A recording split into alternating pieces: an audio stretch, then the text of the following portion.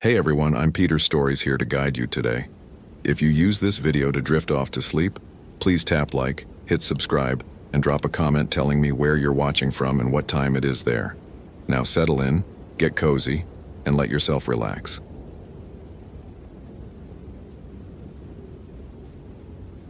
Olympic National Forest, Washington State, October 15, 2019. James Jim Patterson kissed his 7-year-old daughter Emma's forehead as she sleepily ate her Cheerios, the familiar weight of his wedding ring catching the morning sunlight streaming through their kitchen window. "Daddy will be home for your bedtime story tonight, princess," he whispered, breathing in the sweet scent of her strawberry shampoo. His wife Sarah wrapped her arms around his waist from behind, her coffee-warmed breath tickling his neck. "Be careful out there, Ranger boy," she murmured, straightening his Forest Service badge with practiced fingers. "Emma's been practicing that new song she wants to sing for you." Jim's Motorola radio crackled to life at 6:47 a.m., shattering the peaceful morning routine. "All units, we have a missing person report. 23-year-old female Rachel Morrison, last seen near the abandoned Elwha River logging camp. Family reports she was hiking alone yesterday evening and never returned to her vehicle." The coffee turned bitter in Jim's mouth. He'd avoided that section of forest for good reason. The old logging camp had a reputation that went back decades. Local rangers called it the dead zone, where compass needles spun wildly and radio signals died without explanation. "I gotta go," he said, grabbing his Osprey pack already loaded with 35 pounds of survival gear. His Danner boots felt heavier than usual as he laced them, fingers trembling slightly. Something about this call felt different. Sarah's hand found his cheek. "You'll bring her home, Jim. You always do." The drive to the Elwha River access point took 43 minutes through winding mountain roads. Jim's iPhone X showed 3 bars of signal that would disappear once he entered the deeper forest. He pulled Rachel's photo from the missing person report. Blonde hair, bright smile, wearing a red REI jacket that should be easy to spot against the autumn foliage. His GPS coordinates led him to Rachel's abandoned Toyota Corolla, driver's door still unlocked, keys dangling from the ignition. Jim's training kicked in as he photographed the scene, noting the fresh tire tracks and the way her backpack was missing, but her water bottle remained in the cup holder. "Base, this is Ranger Patterson, located the subject's vehicle. Beginning ground search along Trail 847 toward the old logging site." Static answered him. Jim checked his radio. Full battery, proper frequency. He tried again. Nothing but electronic snow filled his earpiece. The forest felt wrong from the first step. Too quiet. No bird songs, no rustling of squirrels, not even the whisper of wind through the towering Douglas firs. The silence pressed against his eardrums like a physical weight. If this story's giving you chills, hit that follow button for more supernatural horror. What would you do in James's situation? Comment below. Every ranger learned to read sign: broken twigs, disturbed earth, fabric caught on branches. Rachel's trail led deeper into the forest, her boot prints clear in the damp soil. But something was off about the spacing. The steps grew longer, more erratic, as if she'd begun running. Jim's phone buzzed. A text from Sarah. "Emma drew you a picture of you saving people. She says you're her superhero. Love you." The message made his chest tighten. He had to find Rachel, had to get home to his girls. The logging camp ruins appeared through the trees like broken teeth. Concrete foundations jutted from the earth, overgrown with blackberry vines that seemed to writhe in the still air. A rusted metal building stood partially collapsed, its corrugated roof twisted into impossible angles. Rachel's red jacket hung from a nail protruding from the building's doorway, fluttering despite the absence of wind. Jim's heart hammered against his ribs. His breathing quickened as he approached the structure, every instinct screaming at him to turn back. The air grew cold, not autumn cold, but the bone-deep chill of something fundamentally wrong. "Rachel?" His voice cracked. "Rachel Morrison, this is Forest Service. Can you hear me?" The echo that returned wasn't quite right. It carried undertones that didn't match his words, syllables that stretched and twisted in the air. Inside the ruined building, Jim's flashlight beam revealed signs of recent habitation. A sleeping bag, empty water bottles, granola bar wrappers. But the space felt charged, like the air before a lightning strike. His compass needle spun wildly, unable to find magnetic north. A sound drifted from deeper in the structure, not quite human, not quite animal. It might have been crying. It might have been laughter. Jim's phone showed no signal, but the timestamp read 11:47 a.m. That was impossible. He'd only been hiking for 20 minutes. "Rachel, I'm here to help you." He pushed deeper into the building, following the sound. His boots crunched on broken glass and something that felt like bone fragments. The crying grew louder, and then he saw her. Rachel Morrison sat in the corner of the back room, knees drawn to her chest, rocking back and forth. But something was wrong with her silhouette. She seemed to flicker like a bad television signal, there one moment and translucent the next. "Oh God, Rachel!" Jim rushed forward, his hands reaching for her shoulders. His fingers passed through her like she was made of morning mist. Rachel's head turned toward him and Jim's bladder nearly released. Her eyes were pools of absolute black, and when she smiled, her teeth reflected his flashlight beam like polished obsidian. "She's not here anymore," Rachel's voice said, but the words came from everywhere at once, the walls, the ceiling, the broken glass beneath his feet. "She's become part of this place, like the others." Jim stumbled backward, his rational mind fighting against what he was seeing. Hallucination, carbon monoxide, anything but this. "You want to save her?" The thing wearing Rachel's face stood, and Jim could see through her body to the rotting wall behind. "Then stay. Become part of the camp. Feed the hunger that's been growing here since 1987. Images flashed through Jim's mind. Not his own memories, but older ones. Loggers working these woods in the 80s. A cave-in that trapped 6 men underground. Desperate families setting up camp here, waiting for rescue that never came. Grief and fear and rage soaking into the very foundations. The building began to groan around him, metal expanding and contracting despite the absence of heat. Shadows moved independently of his flashlight beam, reaching toward him with finger-like tendrils. Jim's wedding ring seemed to burn against his finger, and suddenly he could smell Sarah's perfume, hear Emma's laughter echoing from his memory, his family, his reason for living. "No." His voice gained strength. "I'm not staying, and neither is she." The thing that looked like Rachel hissed, the sound like steam escaping from a broken pipe. "You cannot take what belongs to the camp," but Jim was already moving, muscle memory from 15 years of search and rescue taking over. He grabbed Rachel's real jacket from the doorway nail and began backing toward the exit, keeping his eyes on the apparition. "I've got daughters at home," he said, his voice steady now. "A wife who's making my favorite dinner tonight. A little girl who needs her daddy to read her bedtime stories. I'm not dying in this God-forsaken place." The building shuddered, and for a moment, Jim saw the truth. The real Rachel Morrison was there, unconscious but breathing, half buried under debris in what had once been the camp's mess hall. The entity had been using her image, feeding off her life force while keeping her hidden. Jim lunged forward, his hands closing around solid flesh and bone. Rachel's pulse was weak but steady. She was hypothermic, dehydrated, but alive. The shadows screamed. Jim hoisted Rachel over his shoulder in a fireman's carry and ran. Behind them, the entire structure began to collapse, metal and concrete grinding together in sounds that hurt to hear. The shadows gave chase, reaching through the walls like grasping hands. His compass spun wildly, but Jim didn't need it. He followed the pull of his wedding ring, the magnetic draw of love that transcended any supernatural force. Home, family, everything worth fighting for. The forest erupted back to life as he cleared the ruins. Bird songs returning, wind resuming its whisper through the branches. His radio crackled with voices calling his name. "Base, this is Patterson. Found the subject. She's alive but needs immediate medical attention. Request emergency airlift to my coordinates." Rachel stirred in his arms as the helicopter's rotors thundered overhead. Her eyes, Brown, normal, human, focused on his face. "Thank you," she whispered. Jim's phone buzzed with another message from Sarah. "Emma's practicing her song.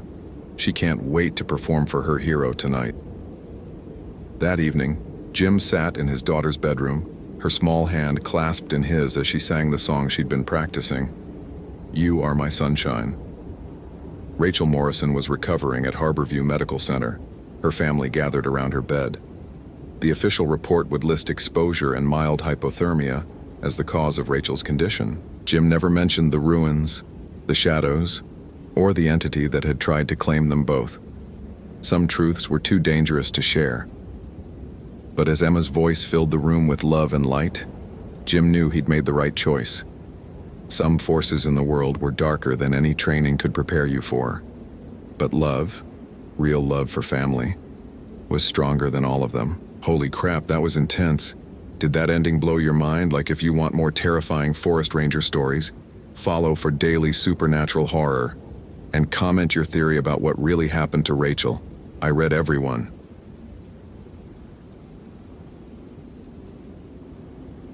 The emergency radio crackled to life at 6:47 a.m., cutting through the peaceful morning silence of Cascade National Forest Ranger Station. Matthew Chen jolted awake in his narrow bunk, coffee mug still warm in his hand from the pre-dawn shift change. Unit 47, we have a missing person report.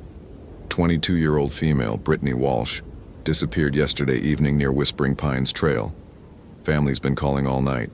Matt grabbed his radio with practiced efficiency, though his stomach tightened. 3 weeks into his transfer from the Arizona desert parks, he was still learning these dense Washington woods. Every trail looked the same. Every shadow seemed deeper than it should be. Unit 47 responding. What's the last known location? Trailhead parking lot. Her Honda Civic's still there, keys inside. Hiking boots missing from the trunk. Family says she was meeting someone but won't say who. Matt pulled on his regulation boots, the leather still stiff and unmarked by local terrain. His gear bag felt heavier than usual as he loaded it into the Ford Ranger. GPS unit, emergency beacon, first aid kit, enough supplies for a 2-day search if needed. The morning air carried an unusual chill for October, and thick fog clung to the tree line like wet cotton. At the trailhead, Brittany's silver Honda sat exactly as described. Matt photographed the scene, noting the hiking boots missing from the otherwise perfectly organized trunk. A family photo tucked into the sun visor showed a young woman with bright eyes and an infectious smile, surrounded by what looked like parents and younger siblings at some beach vacation. His radio buzzed. "Ranger Chen, this is Patricia Walsh, Brittany's mother. Please, you have to find her. She's all we have left after the accident." The woman's voice cracked with barely controlled hysteria. Matt had heard that tone before. The specific terror of a parent whose child had simply vanished into wilderness that could hide secrets forever. "Ma'am, I'm going to find her. Can you tell me anything about who she was meeting?" A long pause filled with stifled sobbing. She wouldn't say, just that it was someone from her past. Someone who knew our family before we moved here 5 years ago. Matt started up the Whispering Pines Trail at 8:15 a.m., his fresh boots already collecting the damp earth and fallen leaves. The path wound through old-growth firs whose massive trunks disappeared into the fog above. Everything smelled of pine needles, wet moss, and something else. Something metallic that reminded him of blood, though he pushed the thought away. 20 minutes in, he found the first sign, a piece of fabric caught on a blackberry bush about 15 feet off the main trail. The material was soft, expensive looking, definitely from women's clothing. Matt bagged it carefully and marked the GPS coordinates, then followed the faint path deeper into the woods. The trees grew closer together here, their canopy so thick that even mid-morning felt like twilight. Matt's radio reception started cutting in and out, filled with static that almost sounded like whispers. He adjusted the frequency twice, but the interference only grew worse. That's when he noticed the shadows were wrong. It started subtle, a peripheral sense that darkness was moving independently of the wind-blown branches above. Matt stopped walking and focused, but when he looked directly, everything appeared normal. Just forest shadows doing what forest shadows do. But they kept moving when the wind was still. Stress, he muttered to himself, taking a drink from his water bottle. New job, new place, missing person case. Of course you're seeing things. His Arizona training had been all about heat exposure and dehydration. Nobody had prepared him for how these dense woods could play tricks on your mind, how the constant twilight under the canopy could make time feel suspended. Another piece of fabric, this one caught higher up on a pine branch. Brittany had definitely come this way, but the spacing of the evidence suggested she'd been moving fast, running maybe, or being chased. Matt's pulse quickened as he followed the increasingly faint trail deeper into timber that grew older and more twisted with each step. The shadows definitely weren't right now. They stretched in directions that defied the filtered sunlight, pooling in areas that should have been brighter. Worse, they seemed to pulse with their own rhythm, like a slow heartbeat. Matt's radio suddenly burst to life with crystal clarity. "Unit 47, what's your status?" He nearly jumped out of his skin. "Unit 47 here. Following evidence trail approximately 1.2 miles northeast of trailhead. Found clothing fragments, continuing pursuit." "Copy that. Be advised, we've had 3 other disappearances in that area over the past 2 years. Local search and rescue recommends extreme caution." Matt's blood went cold. 3 others? Why wasn't this in my briefing materials? Static filled the channel, then silence. When the voice returned, it sounded different, distorted, almost echoing. "Because some things can't be written in reports, Ranger Chen. Some things live in the spaces between words." "Base, repeat that transmission. You're breaking up." Nothing but static. Matt checked his phone. No signal bars at all. The GPS unit showed his location clearly, but something was wrong with the topographical display. According to the device, he was standing in the middle of a lake that definitely wasn't there. The shadows around him suddenly deepened, as if clouds had passed over the sun. But when Matt looked up through the canopy, he could see patches of blue sky and bright morning light. The darkness was coming from somewhere else, somewhere below, or perhaps from the trees themselves. That's when he heard Brittany scream. The sound cut through the forest like a blade, raw and terrified and definitely human. It came from ahead and to the left, maybe 200 yards through the densest part of the timber. Matt broke into a run, crashing through underbrush and dodging low branches, his radio bouncing against his chest as he fought his way toward the sound. "Brittany, Brittany, call out if you can hear me." Another scream, closer now, but there was something wrong with it. The sound seemed to echo from multiple directions at once, as if the forest itself was throwing her voice around like a cruel game.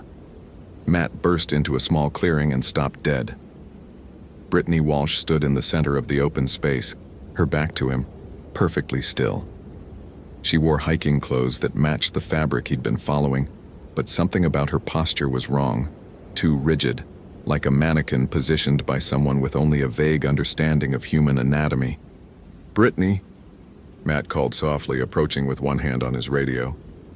"I'm Ranger Chen. Your family sent me to find you." She didn't move or respond. Matt circled around to see her face and immediately wished he hadn't. Her eyes were open but completely black. Not just the pupils, but the entire visible surface, like someone had filled them with crude oil. Her mouth hung slack, and when she breathed, the sound was wrong. Too deep, too rhythmic, like an old bellows working. "Jesus Christ," Matt whispered, stepping backward. He grabbed for his radio. "Base, this is Unit 47. I need immediate medical evacuation. Found the missing person, but she's in some kind of medical distress." The radio crackled. "No one's coming, Matthew." It was Brittany's voice coming through the speaker, though her lips hadn't moved. "The shadows here are hungry," the radio continued in her voice. "They've been feeding on people like us for generations. People who wander off the marked trails. People who think they understand how the world works." Matt backed toward the tree line, but the shadows there seemed to writhe and reach for him with grasping tendrils that couldn't possibly be real. Behind him, the Brittany thing finally turned around, moving with jerky, unnatural motions. "You're new here," she said with her own mouth now, though the voice still sounded hollow and wrong. You don't know about the old treaties. The agreements our people made with theirs. What people? What are you talking about? Matt's training kicked in despite his terror. Keep the subject talking. Gather information. Stay calm. But staying calm was impossible when the shadows around the clearing had started moving like living things, rising up from the ground in tendrils and sheets of darkness that blocked out the filtered sunlight completely. The Walsh family, Brittany continued, taking a step toward him. We've been feeding the shadow people for 3 generations. Every few years, someone has to cross over, someone has to join them. That's impossible. You're sick, Brittany. We need to get you to a hospital. She laughed, and the sound was like breaking glass. I died yesterday, Matthew, right here in this clearing, but they let me come back to collect the next offering. The shadows surged upward like a black tide, and Matt finally understood why his GPS couldn't map this place properly. It existed in the spaces between normal geography, in the gaps where maps failed and compasses spun uselessly. He ran. Behind him, Brittany's voice called out with inhuman volume. You can't leave, Matthew. The shadows know you're sent now. They'll follow you back to town, back to everyone you care about. Matt crashed through the forest, branches tearing at his uniform and gear bouncing wildly. His radio screamed with static and voices. Some he recognized from base, others that spoke in languages he'd never heard. The shadows flowed between the trees like liquid darkness, always just behind him, always reaching. He burst onto the main trail after what felt like hours, but his watch insisted had been only minutes. The normalcy of the marked path hit him like a physical blow. Clean gravel, distance markers, even a family with small children hiking peacefully in the opposite direction. Hey, he called to them, but they walked past as if he didn't exist. Matt looked down at himself and understood why. His uniform was shredded and filthy, his face scratched and bleeding. But worse than that, his shadow on the trail wasn't behaving normally. It moved independently, gesturing to the dark spaces between the trees as if inviting other shadows to follow. His radio crackled one final time with perfect clarity. Welcome to Cascade National Forest, Matthew. We've been waiting for someone like you for a very long time. At the trailhead parking lot, Matt found 2 Honda Civics instead of 1. Both silver, both with the same license plate, both containing the same family photo of Brittany Walsh. He drove back to the ranger station with his shadow writhing in the rearview mirror, finally understanding that some disappearances are really recruitment drives. His first official report about Brittany Walsh would list her as missing, search ongoing. By the time he wrote his second report 3 days later, about a missing hiker named Matthew Chen, he would understand that the shadows had always been patient. They could wait another generation if necessary. If this story gave you chills, what would you do in Matthew's situation? Comment below. That ending hit different. Did it blow your mind? Like if you want more terrifying forest ranger horror, follow for daily supernatural stories, and comment your theory about what really happened to Brittany.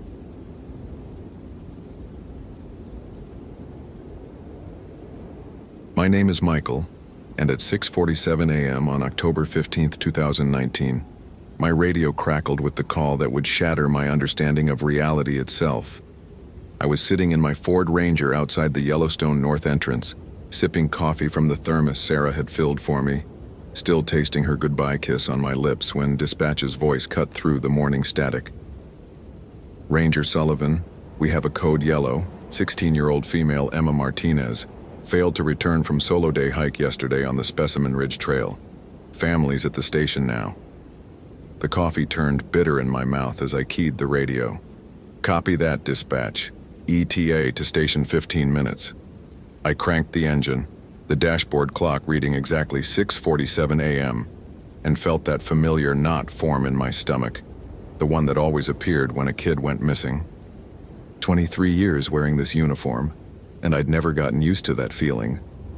In my shirt pocket, Sophie's latest crayon drawing of our family crinkled as I reached for my gear bag, her stick figure version of me wearing my ranger hat and the words, "Best Daddy," scrawled in purple letters across the bottom. The drive to the station took exactly 13 minutes through the crisp Wyoming morning, aspen leaves golden against the deep blue sky that promised a beautiful day for searching. I could smell autumn in the air, That mixture of dying leaves, cold mountain streams, and the first hint of snow that would come soon. My phone buzzed with a text from Sarah. "Sophie wants to make pancakes when you get home. Stay safe. Love you." I voice texted back while stopped at a light. "Tell her I'll be home for breakfast. Love you both." At the station, I found the Martinez family clustered around Ranger Thompson's desk, like moths drawn to a flame of hope. Mrs.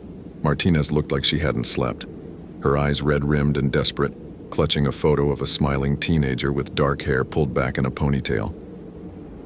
"She's never done anything like this," she was saying, her voice breaking. "Emma always checks in. Always. She was supposed to call by 6 p.m. yesterday." Mr. Martinez stood behind his wife, one hand on her shoulder, his face grim. "She's got her phone, GPS watch, emergency whistle, everything you're supposed to have. But we haven't heard anything since she texted us at 2:30 yesterday afternoon saying she was starting the trail." He looked up at me with the kind of desperation that every parent fears they'll someday feel. "Please, Ranger Sullivan, you have to find our daughter." I sat down across from them, pulling out my incident report pad, the worn leather cover smooth from years of use. "Tell me everything about yesterday. What time did Emma leave? What was she wearing? Did she mention meeting anyone or going anywhere specific?" The familiar routine of information gathering helped calm my own nerves. Each detail another piece of the puzzle that would lead me to bring their daughter home. "She left the hotel at 8 a.m., Mrs. Martinez said, consulting her phone. She was wearing her blue North Face jacket, black hiking pants, red hiking boots. The expensive ones we got her for her birthday. She had her blue JanSport backpack with water, energy bars, first aid kit. She's been hiking since she was little. She knows what she's doing." The details painted a picture of a prepared, experienced hiker, which made the disappearance more concerning, not less. In my experience, it was usually the overconfident ones who got into the worst trouble. I glanced at the station clock. 7:15 a.m. "What time did she say she'd be back?" 6 p.m. at the latest, Mr. Martinez replied. "She was planning to do the full loop, about 8 miles. Said it would take her most of the day with photo stops. She wants to be a nature photographer."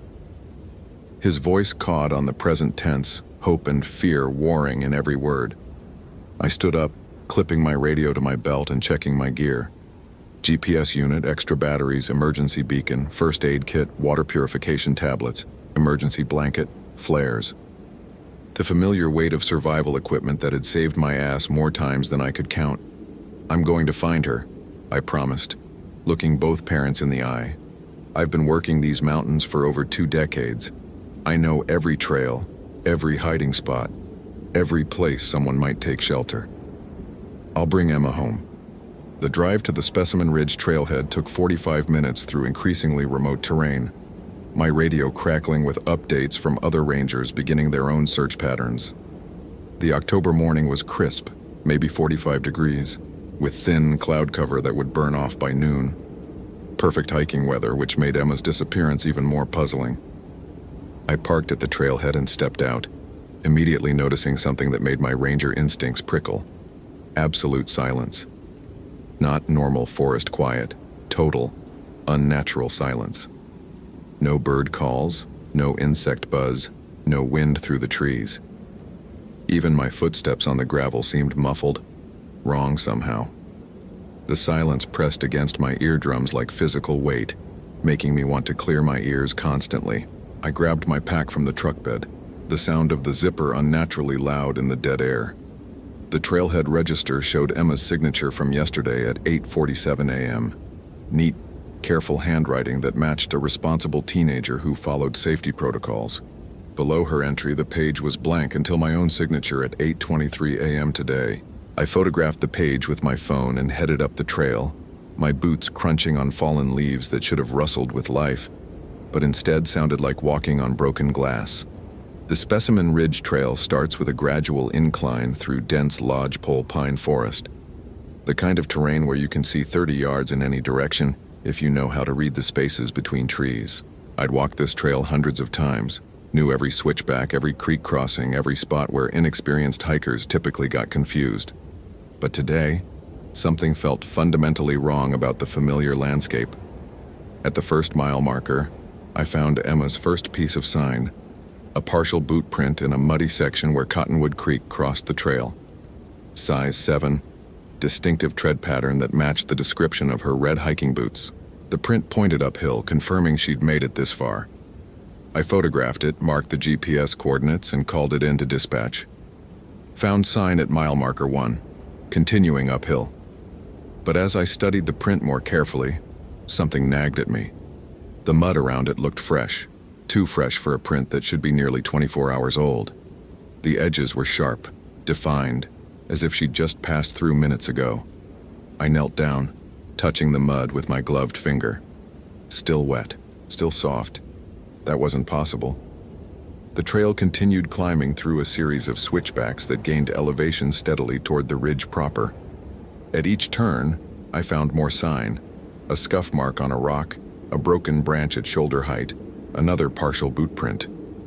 But each piece of evidence looked impossibly fresh, as if Emma was just ahead of me, just around the next bend. The wrongness of it made my skin crawl, but I pushed forward, driven by the promise I'd made to her parents. If this story is giving you chills, smash that follow button for more supernatural horror. What would you do in Michael's situation? Comment below. At mile marker 3, the trail opened into a small meadow where wildflowers should have been dormant for the season. Instead, I found them in full summer bloom. Impossible lupines and paintbrush flowers that should have been dead for weeks. The sight stopped me cold, my brain struggling to process what I was seeing. Even more disturbing, Emma's boot prints led directly across the meadow, but as I followed them, they seemed to loop back on themselves in patterns that defied physics. I pulled out my phone to call for backup, but the screen showed 2:47 p.m. That wasn't right. I'd left the trailhead just after 8:30 a.m., and even with careful tracking, I hadn't been hiking for more than 2 hours. But my watch showed the same time, 2:47 p.m. The sun's position in the sky confirmed it. Somehow hours had passed without me noticing. "Base, this is Sullivan," I radioed, trying to keep the confusion out of my voice. "I'm at mile marker 3, but I'm showing 2:47 p.m. on my time. Can you confirm?" Static answered me, then more static. I checked my radio. Full battery, clear signal strength. "Base, do you copy?" Nothing but the electronic hiss of empty frequencies. The silence around me deepened, if that was possible. Even my own breathing seemed muffled, as if the air itself was absorbing sound. I continued following Emma's trail across the meadow, her boot prints clear in the soft earth.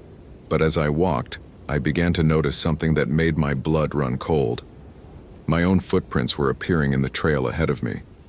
Not behind me, where they should be. Ahead of me. Size 11. Danner hiking boots with the distinctive wear pattern on the left heel where I'd scraped it on a rock last summer. But I hadn't walked this section of trail yet. I was walking it now for the first time today, following my own footprints that somehow already existed. I stopped walking and stared at the impossible tracks. My hands began to shake, not from cold, but from a primal fear that something fundamental about reality was breaking down around me. In my pocket, Sophie's drawing crinkled as I unconsciously clutched it, her innocent crayon family becoming my anchor to a world that made sense. "What the hell is happening here?" I whispered to the dead air, and my voice echoed back wrong, arriving from directions where I hadn't spoken. The trail led into a grove of ancient pines, their trunks easily 4 feet in diameter, the kind of old-growth trees that had been standing when the first explorers mapped this region. As I entered the grove, the temperature dropped noticeably, not gradually, but all at once, like walking into a meat freezer. My breath began to mist and frost started forming on the evergreen needles despite the afternoon sun. Emma's tracks continued through the grove, but now they were accompanied by something else. Other footprints that looked exactly like hers, dozens of them all heading in different directions. Some went deeper into the trees, some doubled back toward the meadow, some led to trees and simply stopped, as if she'd walked into the bark and disappeared. I followed the freshest-looking set, my heart hammering against my ribs. The prints led to a clearing in the center of the grove where a massive granite boulder sat like an altar. And there, Sitting on the rock with her back to me was a figure in a blue North Face jacket. "Emma?" I called out, relief flooding through me. "Emma Martinez." The figure didn't respond. I approached carefully, noting that she was sitting perfectly still, not moving at all. "Emma, I'm Ranger Sullivan.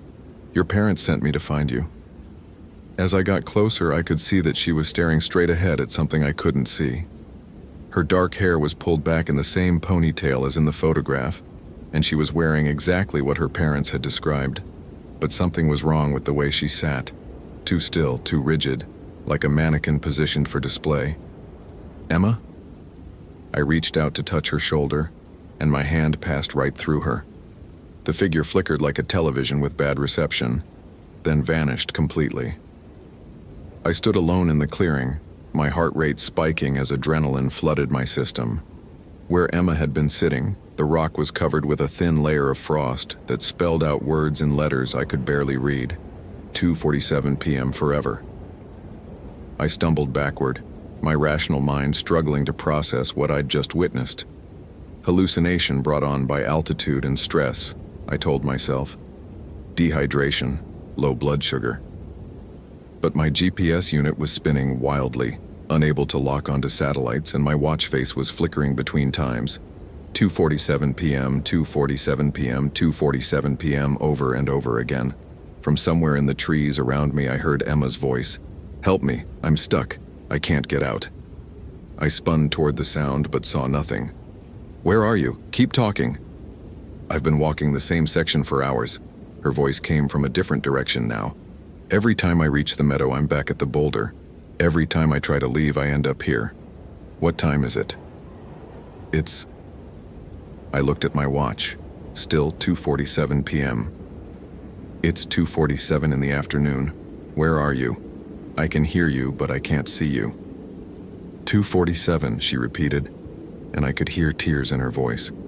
"It's always 2:47. I've been walking since 2:47 yesterday. The sun never moves. The shadows never change.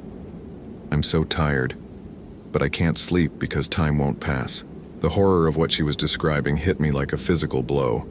Trapped in a single moment, conscious and aware but unable to move forward in time. It was the kind of cosmic nightmare that human minds weren't equipped to handle. "Emma, listen to me. I'm going to get you out of this. But I need you to tell me exactly what happened when you first got here." "I was taking pictures of the boulder," her disembodied voice replied. "There was a man here, an old man in clothes that looked wrong, old-fashioned. He said he was lost, asked me what time it was. When I told him it was 2:47, he smiled and said, 'Perfect.' Then everything stopped. Around me, the ancient pines began to creak and groan despite the absence of wind. The sound was wrong, too rhythmic, like a massive clock mechanism grinding through broken gears. The temperature continued to drop, and my breath came in thick white puffs that hung in the air far longer than they should have. "The old man," I said, trying to keep my voice steady. "What did he look like?" "Tall, really thin. He was wearing a suit that looked like it was from the 1800s, but his eyes..." Emma's voice cracked. "His eyes were like looking into empty space. Not black, not any color, just nothing. And when he smiled, I could see that he had too many teeth." I felt the hair on the back of my neck stand up. In 23 years of ranger work, I'd dealt with lost hikers, medical emergencies, wildlife encounters, and every variety of human stupidity. But nothing in my experience had prepared me for this. "Emma, I need you to stay calm. Can you see me right now?" "No," she whispered. "I can hear you, but I can't see anything except the boulder and the trees. It's like I'm in a snow globe, but the same scene over and over. Sometimes I see other people walking the trail, but when I call to them, they can't hear me." Other people. I thought about the multiple sets of Emma's footprints I'd found, all leading in different directions. "How many times have you walked this loop?" "I don't know. Hundreds? Thousands?" I tried counting at first, but the numbers don't stick. Everything resets except my memory. I remember every single time I've walked from here to the meadow and back. Every step, every breath, but my watch always says 2:47. The grinding sound from the trees grew louder, and I began to notice that the shadows on the ground were moving in small, jerky increments, not smoothly like normal shadows following the sun, but like the hands of a clock ticking from one position to another. The wrongness of it made my stomach churn. Emma, I think something is feeding on you being trapped here. Some kind of entity that feeds on temporal loops. We need to break the cycle. I had no idea if that was true, but it felt right in a horrible cosmic way. When you try to leave, what happens exactly? I start walking toward the meadow, she said, her voice getting fainter. Everything looks normal until I get to the edge of the trees. Then I blink and I'm back at the boulder every single time. I pulled out my phone to try calling for backup again, but the screen was now showing dozens of time displays, all flickering rapidly between different moments.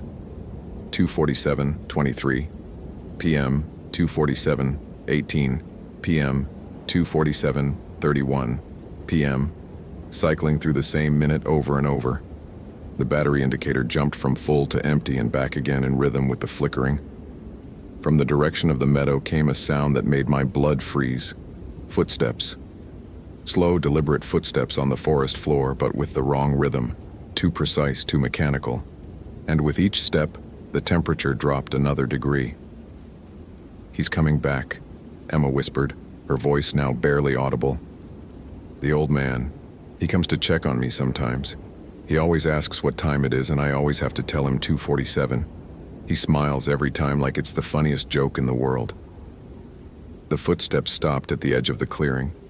I turned toward the sound but saw nothing except empty forest. But the silence that followed was different from the unnatural quiet I'd been experiencing. This was the silence of something massive holding its breath. "Good afternoon," came a voice like rustling leaves and grinding stone. "Might I inquire as to the current time?" I spun around, and there he was, impossibly tall and thin, wearing a black suit that looked like it belonged in a daguerreotype. His skin was pale as bone, and when he smiled I saw what Emma meant about too many teeth. Rows and rows of them, like a shark's mouth grafted onto a human face. But his eyes were the worst part, not empty, but filled with something vast and incomprehensible, like looking into the space between stars. "I asked you a question," he said, his voice coming from everywhere and nowhere. "What time is it?" Every instinct screamed at me not to answer, but my mouth opened against my will. 2:47 p.m. His smile widened impossibly. "Perfect. Simply perfect. Time is such a precious thing, don't you think? Most humans waste it so carelessly, letting it slip through their fingers like water. But here, in my little pocket of eternity, time becomes truly valuable. One perfect moment, preserved forever." I forced my hand to move toward my radio, but my movements felt sluggish, like moving through thick syrup. "Let her go. Take me instead," he laughed, and the sound was like clock gears stripping their teeth. "Oh, but I'm not taking anyone. I'm giving the gift of infinite time. Your young friend has experienced more moments than most humans live in their entire lifespans. She has become intimate with the very fabric of temporal existence." "That's not living," I managed to say. "That's torture." "Is it?" He tilted his head at an angle that was just wrong enough to make my vision blur. "Consider, she will never age, never die, never lose the people she loves to the ravages of time. She has achieved a kind of immortality that kings and emperors have dreamed of for millennia." Around us, the forest began to change. The trees grew taller and older, their bark becoming rough and ancient. The clearing expanded and contracted like a breathing lung. The granite boulder shifted and flowed like liquid stone. Reality was becoming unstable, warping around this entity's presence. "What are you?" I asked, though I wasn't sure I wanted to know the answer. "I am what remains when time forgets to move forward," he replied. "I am the pause between seconds, the gap between heartbeats, the moment of hesitation before thought becomes action. Humans call me many names, but names are for things that exist in linear time. I simply am." My watch face cracked, and through the fracture, I could see thousands of tiny clocks, all showing 2:47 p.m., all ticking in perfect unison. The sound was hypnotic, seductive, promising an end to worry and pain and the terrible forward rush of mortality. "Join us," the entity whispered, and its voice was inside my head now. "Bring your daughter here. Bring your wife. Give them the gift of forever. No more goodbyes, no more loss, no more watching your little girl grow up and move away and forget her father. Just one perfect moment, preserved in amber, treasured for eternity." For a terrifying instant, I felt myself tempted. Sophie would never have to face the dangers of growing up. Sarah would never have to worry about me not coming home. We could be frozen in a moment of pure love, our family complete and safe forever. But then I heard Emma's voice, small and broken. "Please don't leave me here alone." The spell shattered. This thing wasn't offering preservation. It was offering a kind of death worse than death. An eternity of consciousness without growth, without change, without hope. I thought of Sophie's drawing in my pocket, her stick figures holding hands under a crayon sun, and I felt something ignite in my chest. "No," I said, and the word came out stronger than I felt. Time isn't meant to stop. Growth isn't something to be afraid of. My daughter is going to grow up and make her own choices and live her own life, and that's exactly what's supposed to happen. The entity's smile faded, and for the first time it looked genuinely surprised. "You would choose decay over preservation? Pain over perfection?" "I choose life," I said, pulling Sophie's drawing from my pocket. The crayon colors seemed to glow in the unnatural twilight. Real life, with all the messiness and uncertainty and beautiful imperfection that comes with it. The entity hissed, and the sound was like steam escaping from a broken pipe. "Then you choose to watch everything you love crumble to dust." "I choose to love it while it's here," I replied and took a step forward. "Now let Emma go." The clearing began to spin around us, trees blurring into streaks of brown and green. The granite boulder cracked down the middle, and from the fissure came a sound like a massive clock breaking. The entity's form began to waver and stretch, becoming less human and more like a tear in the fabric of reality itself. "Time is an ocean," it shrieked, its voice distorting. "You are all just droplets evaporating in the sun. I offer permanence and you choose dissolution." "I choose change," I said, and crushed Sophie's drawing against my chest. The crayon wax melted under my touch, staining my uniform with bright colors. "I choose tomorrow and the day after that and all the tomorrows that come after." The entity let out a sound like the universe screaming, and suddenly Emma was there. Not a flicker or a vision, but solid and real, stumbling toward me with tears streaming down her face. "Ranger Sullivan? Is it really you?" I caught her as she collapsed, her body shaking with exhaustion and relief. She felt real, warm, human, gloriously, imperfectly human. "I've got you," I said. "I've got you. What time is it?" She looked at her GPS watch, and her face broke into a smile of pure joy. 3:12 p.m. It's 3:12 p.m. and the seconds are moving. Behind us, the entity was collapsing in on itself, becoming a shrinking point of impossible darkness. "This is not over," it hissed as it disappeared. "Time always wins in the end. Everything you love will age and die and be forgotten." "Maybe," I said to the empty air where it had been, "but they'll live first, and that's what matters." The forest around us shuddered and snapped back to normal like a rubber band returning to shape. Birdsongs filled the air, insects buzzed, and a gentle breeze rustled the leaves. The granite boulder was just a boulder again, and the ancient pines were just very old trees. Emma and I made it back to the trailhead as the sun was setting, painting the sky in shades of orange and pink that meant the day was ending and tomorrow would begin. Her parents were waiting with the search and rescue team, and the reunion was everything a happy ending should be: tears and hugs and promises and gratitude. But as I drove home to my own family, I couldn't shake the entity's final words. Everything I loved would age and die and be forgotten. Sarah would grow old, Sophie would grow up and move away, and someday I would be nothing but a name on a headstone. But when I walked through my front door and Sophie ran to me yelling, "Daddy," and Sarah kissed me and asked how my day was, I realized something the entity couldn't understand. The temporary nature of love didn't make it less valuable. It made it infinitely precious. We had pancakes for dinner that night, Sophie chattering about her school day while Sarah held my hand under the table. Outside, time moved forward the way it was supposed to, carrying us all toward an uncertain future that might hold heartbreak and loss and 1,000 different kinds of pain. And I wouldn't trade a single ticking second of it for all the frozen eternities in the universe. Holy hell, that was intense. Did that ending blow your mind? Like, if you want more terrifying Ranger stories, follow for daily supernatural horror, and comment your theory about what really happened to Emma.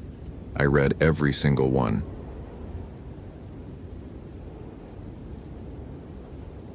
October 15th, 2018. Great Smoky Mountains National Park, Tennessee Ranger.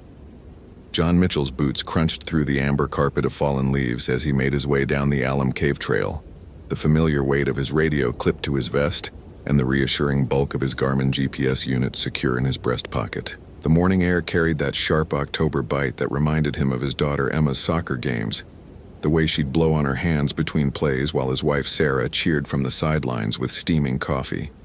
He'd promised Emma he'd be home for dinner tonight, spaghetti and meatballs her favorite. The thought brought a small smile to his weathered face as he checked his watch. 7:43 a.m. Plenty of time for a routine patrol and to be back at the station by 4. That was before he saw the impossible. The young woman came into view around the bend ahead, maybe 25, with auburn hair tied back in a practical ponytail. She wore a bright blue jacket that stood out against the muted autumn colors like a beacon. Jessica something. He'd seen her name on the trail register that morning. Jessica Collins from Nashville, hiking solo. Not the smartest choice, but people did it all the time. "Morning," John called out as they approached each other on the narrow trail. "Beautiful day for a hike." "Absolutely gorgeous," she replied, her voice carrying that slight Tennessee drawl. "I can't believe how perfect the weather is, like something out of a postcard." John nodded, automatically scanning her gear with a professional eye. Good boots, proper pack, water bottles visible. She looked prepared. "You taking the trail all the way up to the bluffs?" "That's the plan. My first time on this one, actually. I've heard the views are incredible." "They are. Just watch your footing near the top. Those rocks can be slippery this time of year with the morning dew." The words felt normal, routine, the kind of friendly ranger advice he'd given 1,000 times. Jessica smiled and adjusted her pack straps. "Thanks for the heads up. I'll be careful." And then it happened. As John watched, Jessica took another step forward on the trail. Her boot touched the packed earth where hundreds of hikers had walked safely before her. But instead of the solid contact that physics demanded, her foot simply passed through. Not fell through, not broke through, passed through, as if the ground itself had become nothing more substantial than morning mist. John's rational mind immediately began cataloging explanations. Hidden sinkhole, optical illusion, some kind of covered pit trap. But even as these thoughts raced through his head, he was watching Jessica's entire body descend into solid earth with the smooth, inevitable motion of someone sinking into deep water. Her eyes met his as she slipped downward, and the confusion on her face mirrored his own. No fear yet.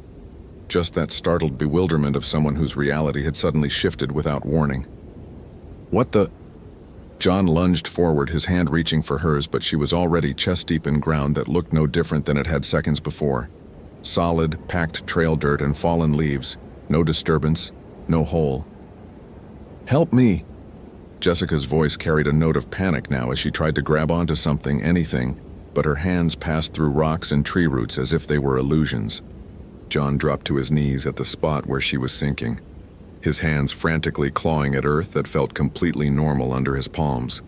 Solid, real, unmovable. But Jessica continued to sink. "I've got you, hold on." He grabbed for her outstretched hand and for just a moment felt her fingers. Warm, solid, undeniably real. Then they slipped through his grip like smoke. Her face disappeared below the surface of the trail. John stared at the spot where she'd vanished, his breathing coming in sharp, controlled bursts. The ground showed no sign of disturbance. No hole, no depression. No indication that anything unusual had occurred. Just the normal forest floor, scattered with oak and maple leaves in shades of gold and crimson. He pressed his palms against the earth again, pushing, probing, solid as bedrock. "This isn't happening," he said aloud, his voice steady, despite the adrenaline coursing through his system. "This is not happening." But the forest around him felt different now. The morning bird song had stopped. Not gradually, the way it might when a predator moved through, but instantly, as if someone had pressed a mute button on the entire ecosystem. The temperature had dropped at least 10 degrees, his breath now visible in small puffs. John's radio crackled to life. "Unit 7, this is base. Radio check."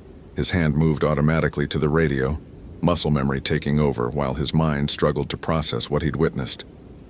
"Base, this is Unit 7. I have a situation on Alum Cave Trail, approximately 1 mile from the trailhead." "Copy that, Unit 7. What's your situation?" John stared at the undisturbed ground. How could he possibly explain this? I witnessed what appears to be a missing hiker. Female, mid-20s, last seen wearing a blue jacket. I need backup in search and rescue." "Copy, Unit 7. Can you confirm the nature of the disappearance?" The rational part of John's mind, the part that had gotten him through 15 years of law enforcement and 5 years as a park ranger, insisted on finding a logical explanation. Underground cave system. Sudden sinkhole that had somehow sealed itself. Elaborate practical joke, though who would go to such lengths and how they'd manage it was beyond him. But deep in his gut, in a place that predated logic and reason, he knew he'd witnessed something that wasn't supposed to exist. "Unit 7, please respond." "Base, John's voice caught. He'd built his entire worldview on facts, evidence, rational explanation. He was the guy who debunked ghost stories around the campfire, who explained away mysterious sounds and unexplained phenomena with science and common sense. "Base, I witnessed the hiker disappear. I was speaking with her and she's gone. I need immediate assistance." The silence on the radio stretched longer than it should have. "Copy, Unit 7. Dispatching additional units to your location. Maintain position and continue search efforts."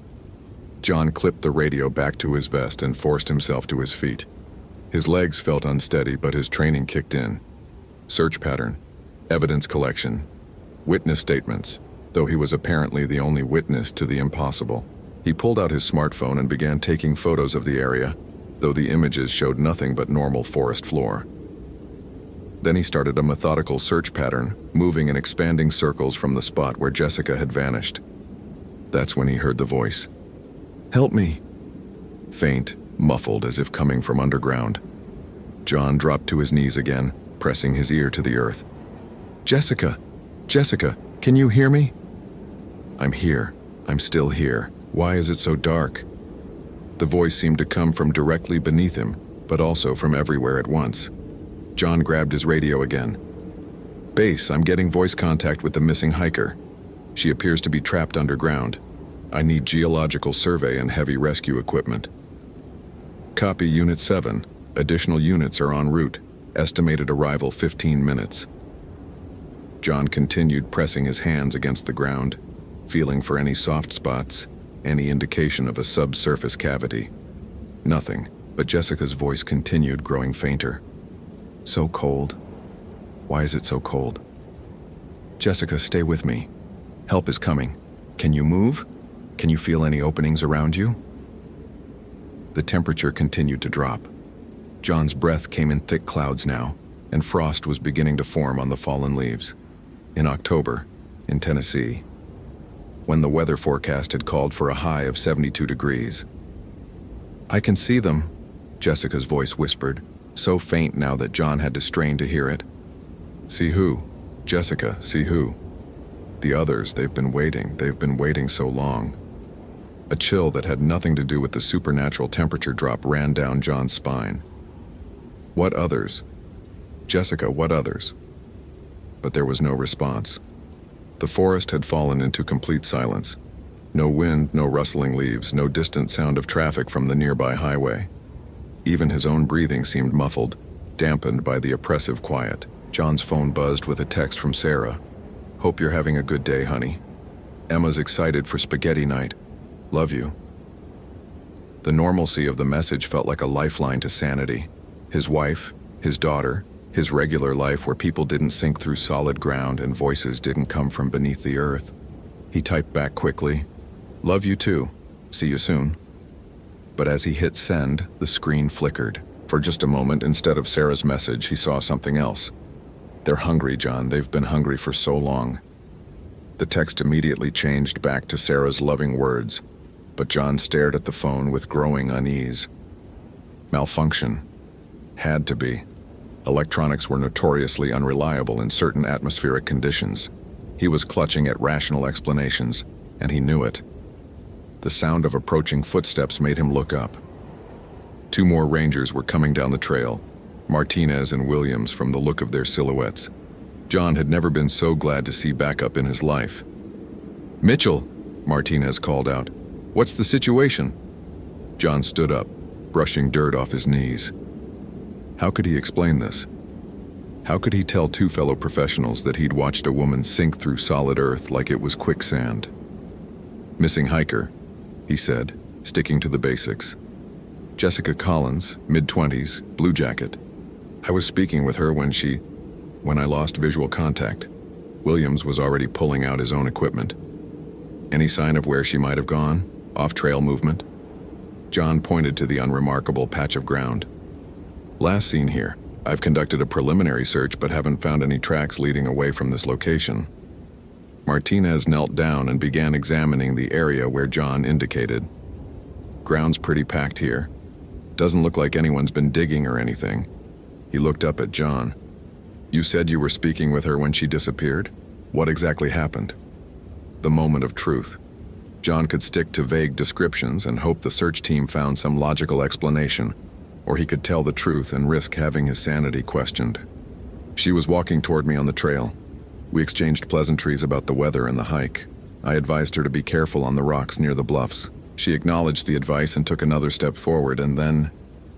John paused, the words sticking in his throat. "And then what?" Williams prompted. "She sank into the ground right here, like the earth had turned to liquid." The 2 rangers exchanged a look. Martinez stood up slowly, his expression carefully neutral. "John, it's been a long morning. Sometimes in situations like this, I know what I saw." John's voice carried an edge he hadn't intended. "I've been doing this job for 5 years. Before that, 15 years in law enforcement. I don't hallucinate, I don't panic, and I don't make up stories."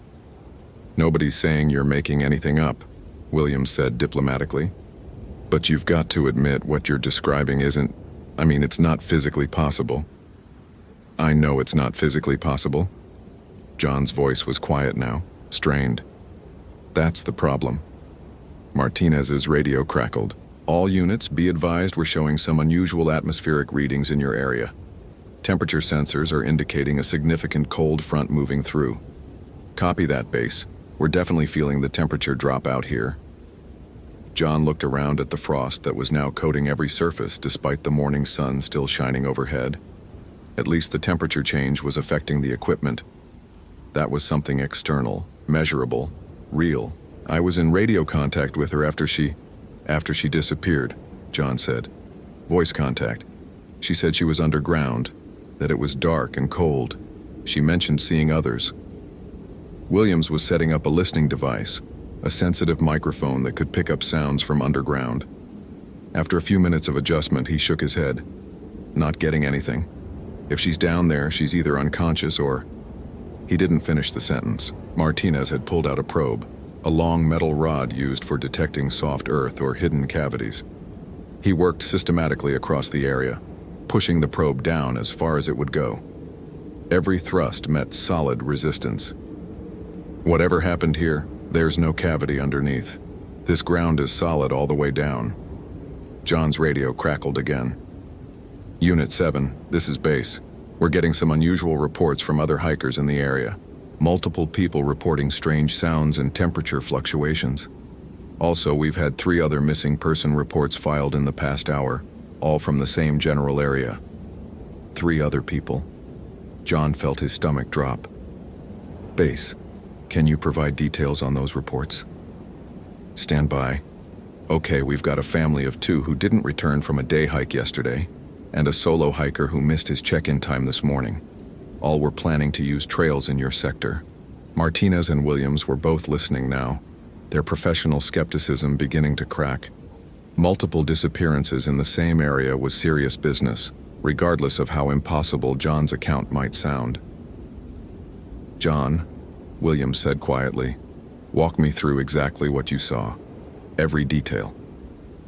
John closed his eyes, forcing himself to relive those impossible moments. She was walking normally. Her foot came down on solid ground. I could hear the impact. But instead of stopping, her foot kept going down into the earth. No crack, no hole opening up. The ground looked completely normal, but it was like she was sinking into water. How long did it take? Maybe 30 seconds from first contact to when her head disappeared. She was trying to grab onto things, but her hands went right through rocks and roots. I tried to grab her hand, and for a second I did. It felt completely real. But then it slipped through my fingers. And after she disappeared, the ground looked exactly the same. No disturbance, no depression, but the temperature dropped immediately and all the birds stopped singing at once. Martinez had gone very quiet. He was staring at the frozen leaves with an expression John couldn't read. What is it? Williams asked.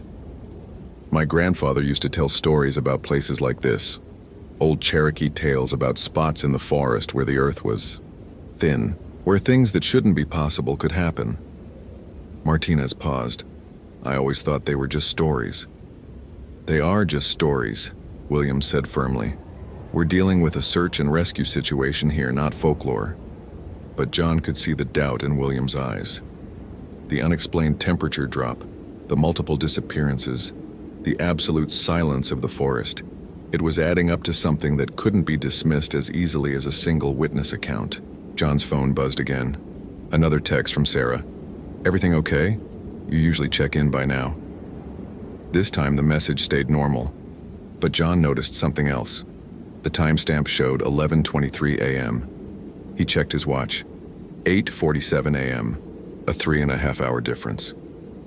What time do you guys have? He asked. Martinez checked his watch. 8:47. Williams confirmed the same time. But John's phone, which automatically synchronized with cell towers, was showing a completely different time. And it wasn't just off by a few minutes, it was hours ahead. Base, this is Unit 7. Can you confirm the current time? Unit 7, current time is 08:47 hours. John stared at his phone. As he watched, the timestamp flickered between 8:47 and 11:23, finally settling on the correct time. But the fact that it had shown the wrong time at all sent another chill through him. Time distortions, temperature anomalies, multiple disappearances, and somewhere beneath his feet, Jessica Collins was trapped in a place that shouldn't exist. We need to expand the search, John said. If there are other missing people in this area, we need to find them before... He trailed off, not sure how to finish that sentence. Before what? Before they sank through solid earth too? Before whatever was happening here claimed more victims? Before dark, he finished weakly. But even as he said it, John noticed that the shadows were getting longer. Much longer than they should be at not quite 9 in the morning. The sun, which had been bright and warm when he'd started his patrol, now seemed distant and cold. Martinez was on his radio, calling for additional resources. Ground-penetrating radar, seismic equipment, anything that might explain what was happening. Williams was taking photographs and measurements, documenting everything with professional thoroughness, and John stood in the center of it all, staring at the spot where Jessica had vanished, wondering if his 15-year career in law enforcement and 5 years as a park ranger had prepared him for anything like this. His radio crackled once more. All units in Sector 7 were receiving reports of voices coming from underground throughout the area. Multiple witnesses reporting calls for help from beneath established trails. John keyed his radio. Base, can you clarify those reports? Stand by. We've got at least 6 different locations where hikers are reporting voice contact with people who appear to be trapped underground. However, none of these locations show any sign of ground disturbance or structural collapse. 6 locations, 6 different spots where the impossible was happening. John, Martinez said quietly, I think we need to consider the possibility that we're dealing with something outside normal protocols. What are you suggesting? Martinez looked around at the frost-covered forest, at the unnaturally long shadows, at the electronic equipment that was beginning to malfunction in subtle ways. I'm suggesting that maybe my grandfather's stories weren't just stories. John's rational mind rebelled against the implication, but as he stood there in a forest that had become something alien and threatening, listening to voices from beneath the earth calling for help, he found his skepticism cracking like ice under pressure. Base, he said into his radio. I'm declaring this area a hazard zone. Recommend evacuation of all non-essential personnel until we can determine the nature of the threat. Copy, Unit 7. Evacuation order is in effect. But even as John gave the order, he knew they weren't going to evacuate. They were going to stay in search because somewhere in this impossible place, Jessica Collins and others were trapped and calling for help. And despite everything his rational mind told him about the impossibility of their situation, John Mitchell was going to find them, even if it meant accepting that everything he thought he knew about reality was wrong. The forest around them grew darker, and the voices from below grew fainter. But they didn't stop searching. After all, that's what Rangers did, even when the world stopped making sense.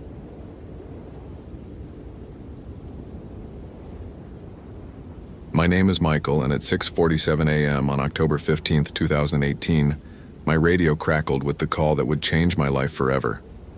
I was sitting in my Ford F-150 Ranger truck, steam rising from my thermos of black coffee, watching the first pale fingers of dawn creep through the towering Douglas firs of Olympic National Forest.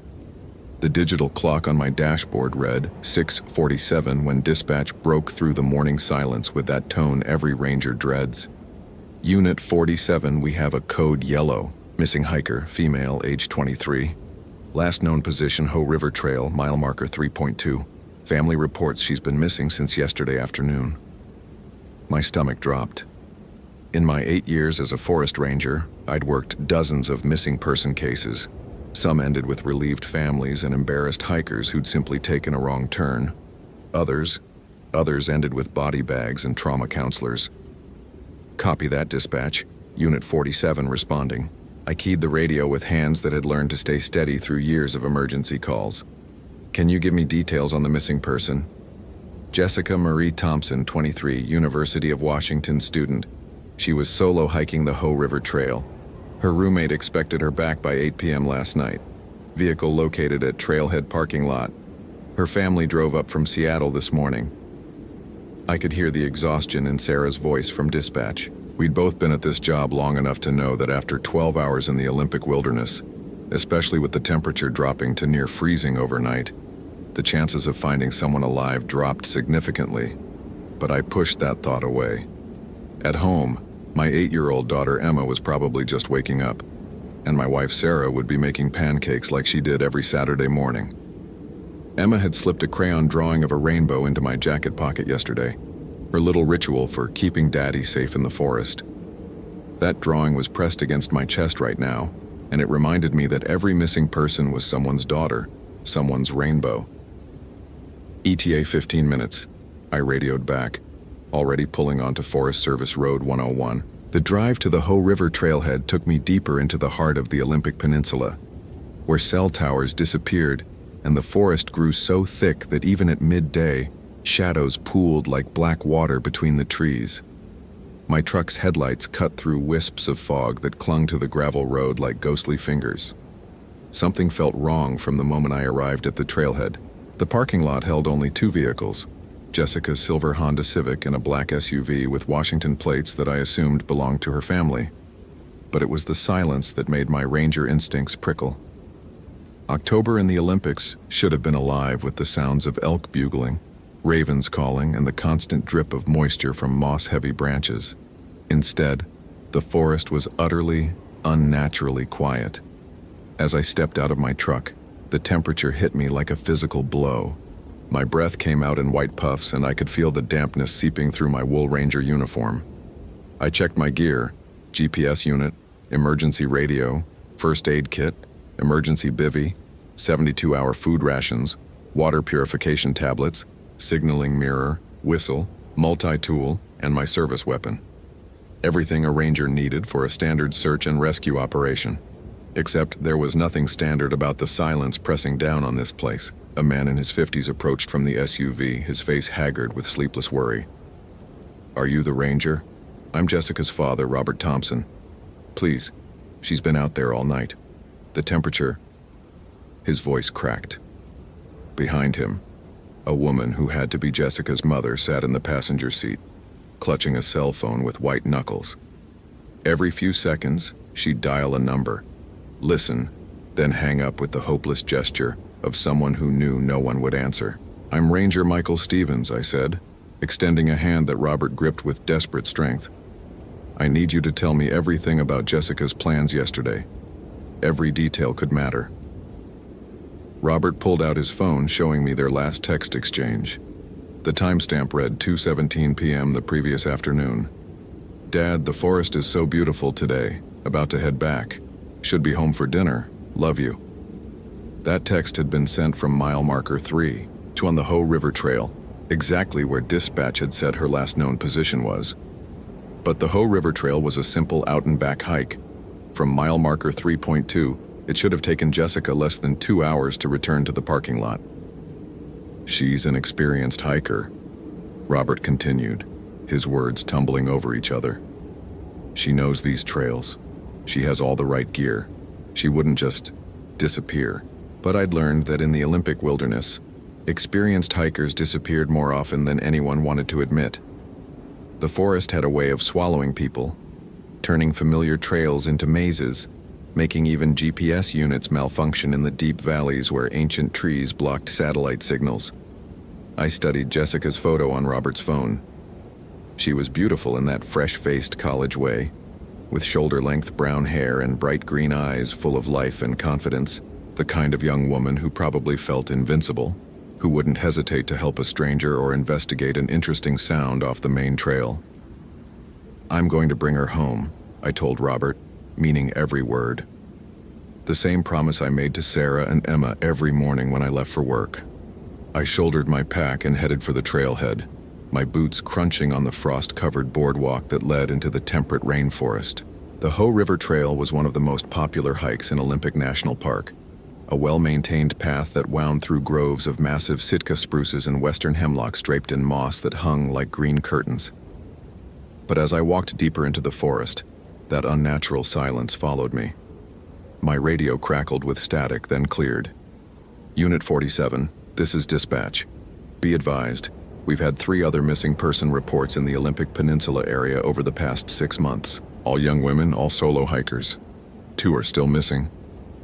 The hair on the back of my neck stood up. "Dispatch, can you send me those case files to my mobile unit?" "Negative, Unit 47. You're moving out of digital range, but Michael..." Sarah's voice dropped to a whisper. "Be careful out there. Something's been wrong in those woods lately. The other rangers have been reporting strange things." The radio dissolved into static before I could ask what she meant. At mile marker 1.5, I found the first sign that Jessica had passed this way. A granola bar wrapper caught on a devil's club thorn beside the trail. I bagged it as evidence, noting the time and GPS coordinates in my logbook.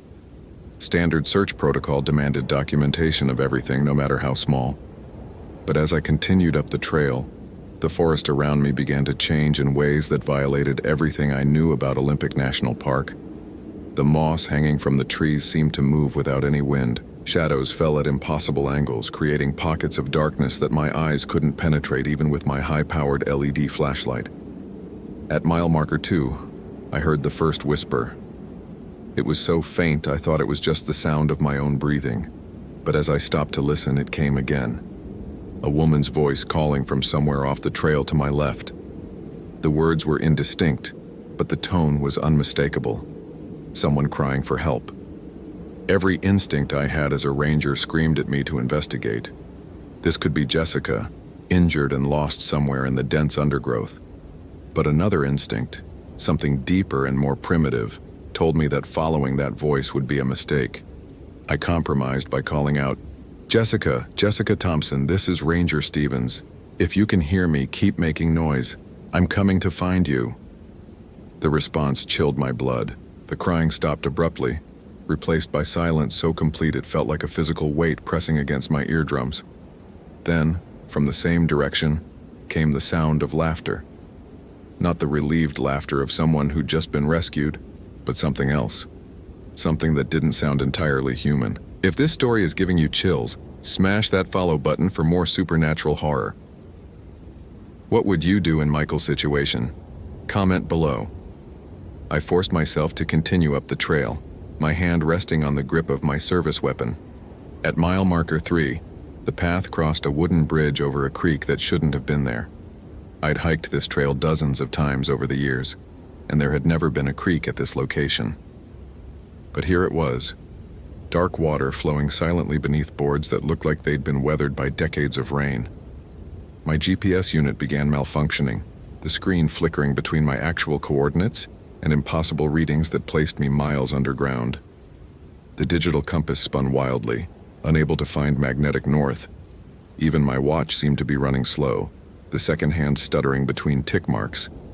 That's when I found Jessica's backpack. It was sitting upright in the middle of the trail at mile marker 3.2, positioned so carefully it might have been placed there by a museum curator. The bright blue REI pack was completely dry despite the morning dew that covered everything else in the forest. Jessica's water bottles were still full. Her food was untouched.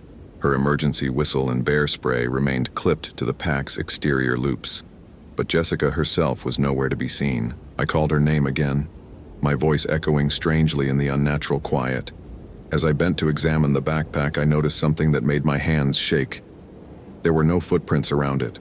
None. The soft earth of the trail should have been marked by Jessica's boots by her walking up to this spot and setting down her pack. Instead, the ground was smooth, as if the pack had simply materialized there. That's when I saw her for the first time. At the edge of my vision, barely visible through the gaps between massive tree trunks, stood a woman in white. Even at a distance, I could see that her dress was stained with something dark. She was too far away for me to make out her features, but I could feel her watching me with an intensity that made my skin crawl. "Ma'am," I called out, my voice cracking slightly. "Ma'am, are you all right? Do you need assistance?" The woman in white didn't respond. She simply stood there, motionless as the trees around her. But as I watched, she began to move closer, gliding between the massive trunks with movements that seemed to ignore the laws of physics.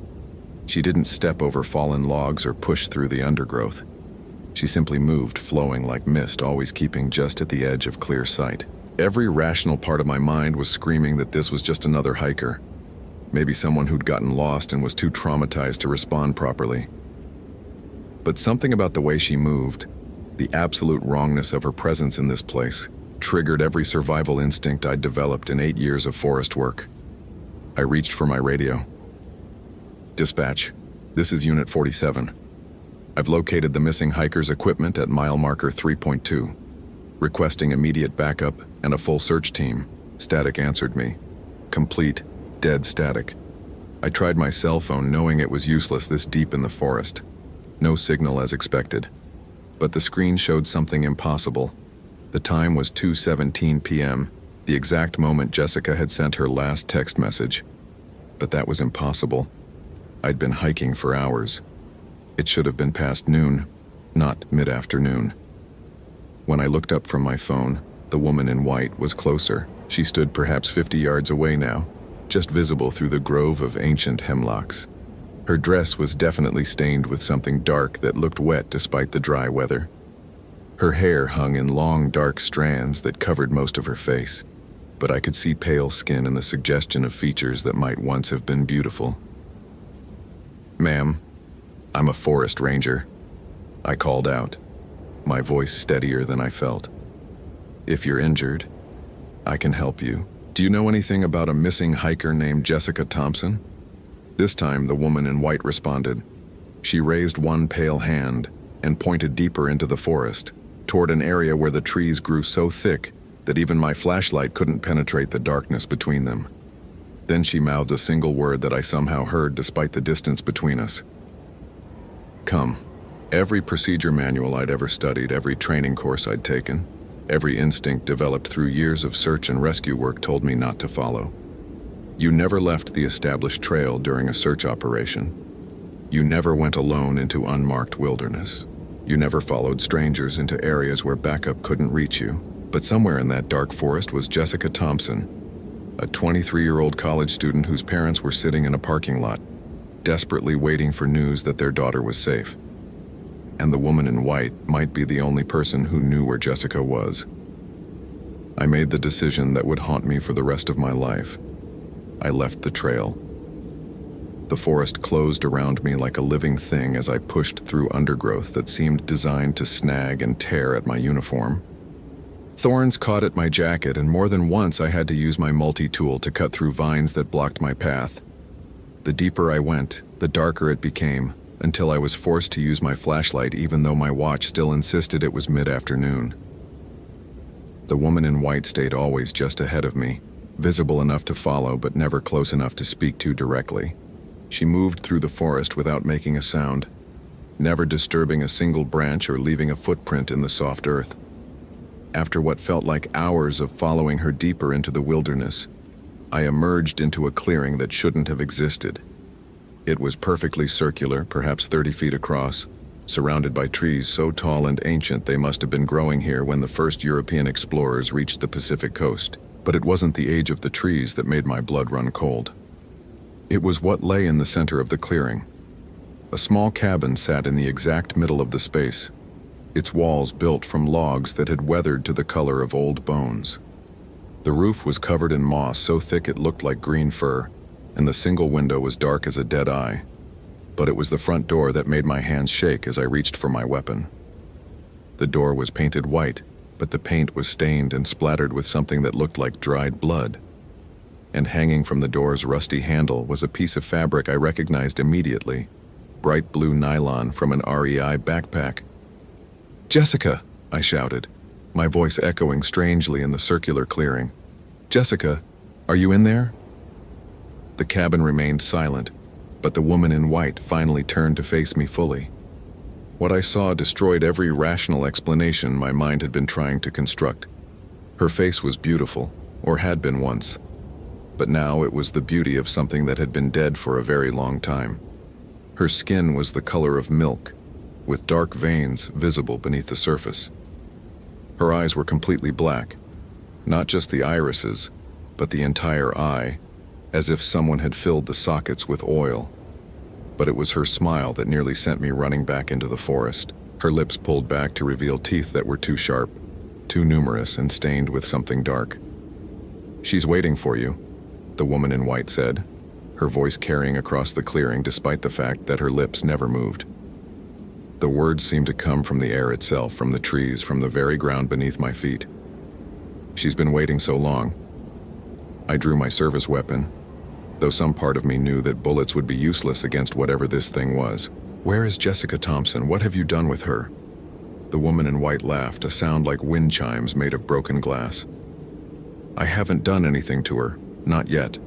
But the sun is setting, and when full darkness comes, she'll join us. She'll become one of the lost ones wandering these woods forever." "Us?" I managed to ask. "All the girls who came before. All the daughters and sisters and girlfriends who thought they were safe in daylight, who believed their technology and their knowledge would protect them." The woman's black eyes fixed on mine. "But the forest is older than their GPS devices, older than their emergency beacons, and some things that die in these woods don't stay dead." That's when I heard it. A faint scratching sound coming from inside the cabin. The sound of fingernails clawing against wood, desperate and rhythmic. Someone was alive in there, trapped and trying to get out. I ran toward the cabin, my boots pounding against earth that felt spongy and wrong beneath my feet. Behind me, the woman in white began to laugh again, but the sound was changing, becoming something that no human throat could produce. The cabin door was locked, but 8 years of emergency response training had taught me how to handle locked doors. I put my shoulder against the weathered wood and pushed with all my strength. The door splintered inward, releasing a smell that hit me like a physical blow, the smell of fear sweat, of unwashed bodies, of something rotting in the darkness. Inside the cabin, I found Jessica. She was alive, but barely. Tied to a chair in the center of the single room, her clothes torn and dirty, her eyes wide with terror that had pushed her beyond the edge of sanity. When she saw me, she tried to scream, but only a hoarse whisper came out. "It's okay," I said, holstering my weapon and pulling out my multi-tool to cut her bonds. "I'm Ranger Stevens. Your parents sent me to find you. You're safe now." But even as I said the words, I knew they weren't true. The scratching sound I'd heard wasn't coming from Jessica trying to escape. It was coming from the walls around us, as if something with very long fingernails was trying to claw its way inside. "She comes at night," Jessica whispered as I freed her hands. "Every night, she brings the others." "Others?" Jessica's eyes rolled toward the back corner of the cabin, and I followed her gaze with my flashlight. What I saw there made me understand why 3 other young women had gone missing in these woods over the past 6 months. They were still here. 3 other women sat in chairs identical to Jessica's, but they'd been here much longer. Their clothes had rotted away to tatters. Their skin had taken on the same milk-white pallor as the woman outside, and their eyes were completely black, and they were all smiling with teeth that were too sharp. "She's collecting us," Jessica whispered, "building her family. And when the sun goes down tonight, I'll become like them." Through the cabin's single window, I could see that the light was indeed fading. My watch now read 6:30 p.m., though I could have sworn it was afternoon just moments ago. Outside, the woman in white was no longer alone. Other figures moved between the trees, all wearing the same stained white dresses, all with the same black eyes and sharp smiles. That's when my training kicked in. 8 years of search and rescue had taught me that in emergency situations, you don't think about the impossible. You focus on what needs to be done. Jessica was alive, and she was my responsibility. Everything else was secondary. I helped Jessica to her feet, surprised by how light she felt, as if whatever had been done to her had somehow made her less substantial. "We're leaving. Right now." "You can't," she whispered. "The forest won't let us leave. I've tried. Every day I've tried." "How long have you been here?" "Forever," she said, and I realized that to someone who'd been trapped in this cabin with 3 corpses for company, forever might be exactly what it felt like. But when I checked my GPS unit, something impossible showed on the screen. According to the device, we weren't in Olympic National Forest at all. We were somewhere that didn't exist on any map, coordinates that placed us in empty ocean hundreds of miles from shore. I thought of Emma's drawing in my pocket, of Sarah making pancakes in our warm kitchen, of the promise I'd made to bring Jessica home. Sometimes love is stronger than fear, stronger than the impossible, stronger than things that shouldn't exist but do anyway. "Hold on to me," I told Jessica. "And whatever happens, don't let go." We stepped out of the cabin together into a world that had become something from a nightmare. The clearing was filled with women in white dresses, dozens of them all watching us with those terrible black eyes. They stood motionless as statues, forming a perfect circle around the cabin, blocking every path back into the forest. The original woman in white, the one I'd followed here, stepped forward. Up close, I could see that the stains on her dress weren't just blood. They were everything that had once made her human. All the messy, beautiful, imperfect things that separated the living from the dead. "You can join us willingly," she said, her voice echoing from every direction at once.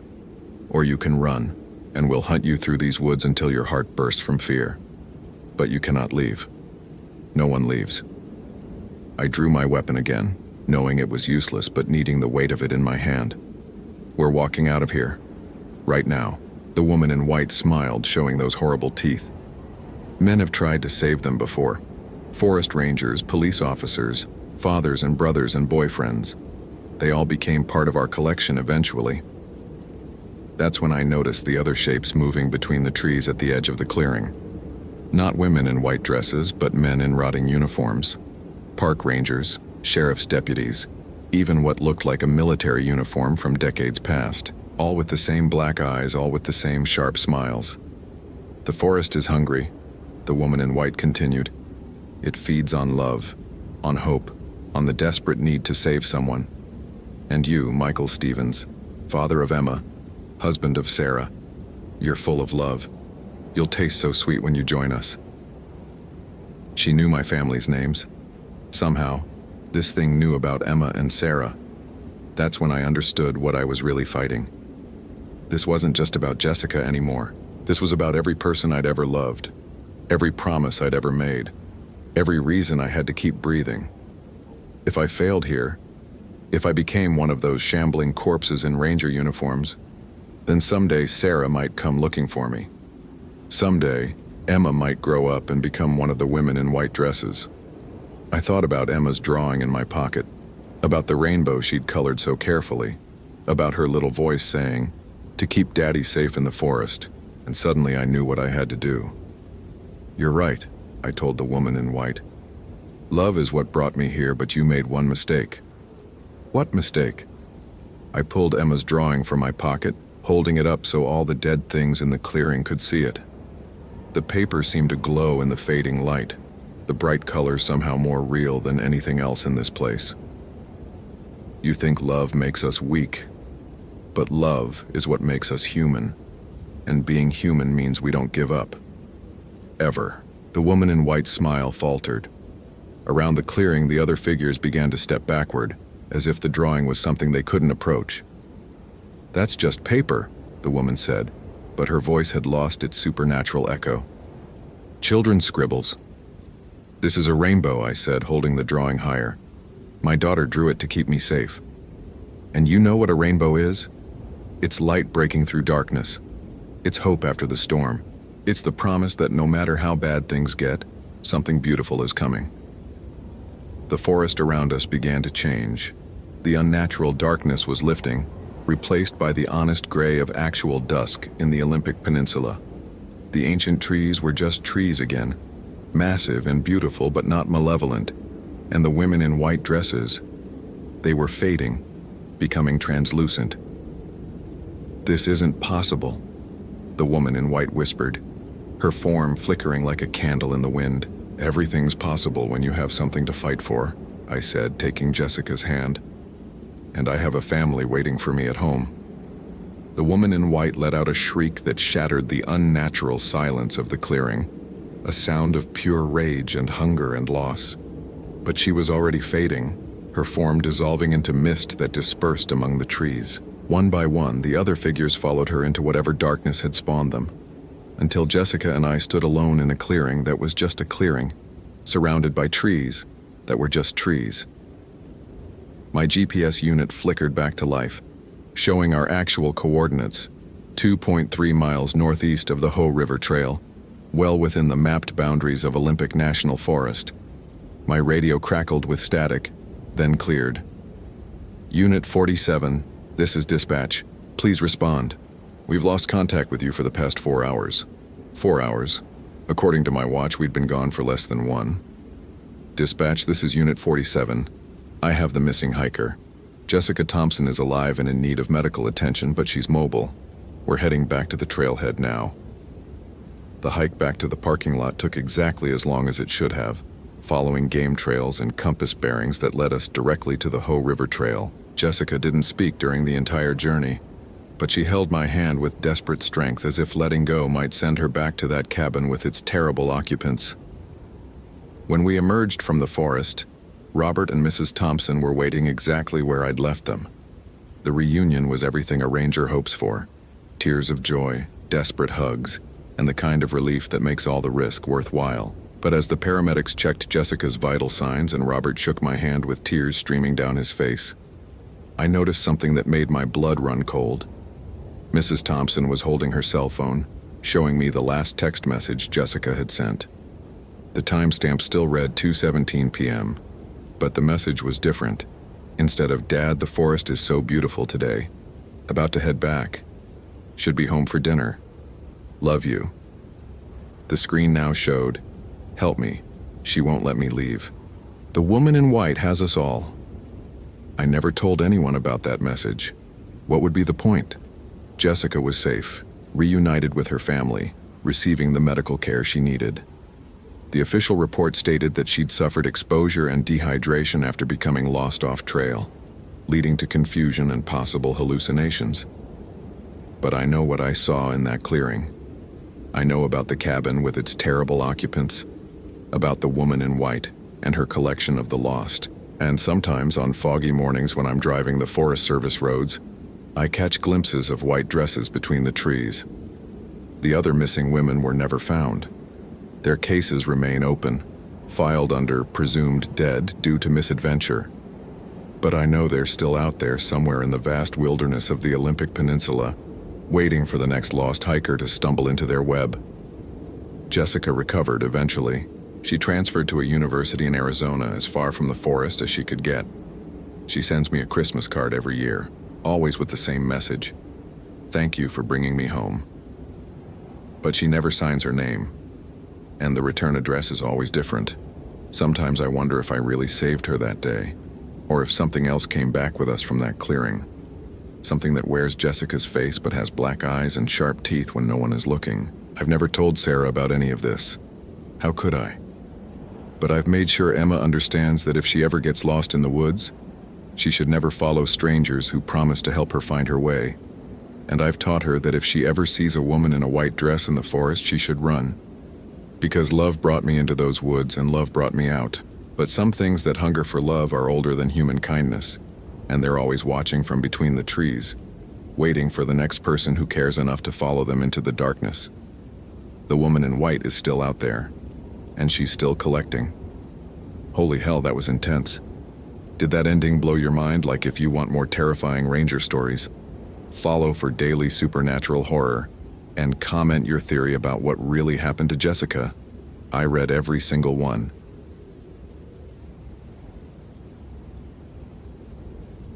Olympic National Forest, Washington, October 15, 2018. Matthew Rodriguez adjusted the straps of his weathered 5.11 tactical pack, the familiar weight of 43 pounds of emergency gear settling against his spine like an old friend. The Garmin GPS 60 Forest clip to his belt showed 14:32 hours. He'd been searching for Nicole Patterson for 6 hours straight, and the October afternoon was bleeding away faster than he liked. His Danner pronghorn boots found purchase on the moss-slick granite as he crested another ridge, radio static crackling from his Motorola APX 6000. Base, this is Rodriguez. Grid 7 Alpha clear, moving to 7 Bravo. The response came back distorted, words swallowed by the thick canopy above. Something about the radio had been off all day, subtle interference that made his 15 years of ranger experience itch between his shoulder blades like a warning. The scent of Douglas fir and decomposing alder leaves filled his nostrils, but underneath lay something else. Something that didn't belong in these woods he knew better than his own neighborhood. Sweet and cloying, like incense mixed with something metallic. Matthew paused, hand instinctively moving to the Streamlight ProTac HL on his duty belt, though daylight still filtered through the canopy and amber shafts that would make his daughter Emma squeal with delight during their weekend hikes. Nicole Patterson, 24, psychology student from University of Washington. Last seen on the Hoh River Trail at 0800 this morning by her boyfriend, who'd stayed behind at camp with a sprained ankle. Standard missing hiker case, except nothing about this felt standard. The boyfriend's story checked out. Too many details, too much genuine panic. But Nicole's trail had vanished completely after mile marker 3, as if she'd simply evaporated into the Olympic wilderness. Matthew's weathered hands, scarred from 2 decades of outdoor work, adjusted his radio again. The static was getting worse, forming patterns that almost sounded like chanting. He shook his head, blaming fatigue and the psychological weight of a missing person case. His phone buzzed. A text from Linda. "Dinner at 6. Emma made you a drawing of a forest ranger saving people. She says you're her hero. Stay safe, mi amor. The warmth of home felt 1,000 miles away as Matthew studied the terrain ahead. The trail markers seemed wrong somehow, not missing, but relocated. His compass, a reliable Silva Ranger that had never failed him, spun lazily before settling on a bearing that contradicted his GPS. In 15 years of search and rescue, Matthew had pulled 43 people out of these woods alive, found the remains of 7 others, and prided himself on his ability to read the forest like a book. But today the forest was writing in a language he didn't recognize. Movement caught his peripheral vision, a flash of red flannel between the trees. Matthew's pulse quickened. "Nicole!" His voice echoed off the ridge walls, swallowed by the unnatural silence that had settled over the woods. No bird calls, no rustle of small animals. Just the soft whisper of wind through needles that sounded almost like voices if he listened too carefully. He pushed through a stand of western hemlock, following the red flash deeper into terrain that wasn't on any of his topographical maps.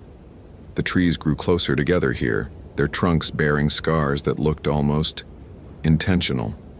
Geometric patterns carved into bark, symbols that made his eyes water if he stared too long. The sweet incense smell grew stronger, mixed now with the unmistakable scent of wood smoke. Matthew's radio crackled to life. Rodriguez.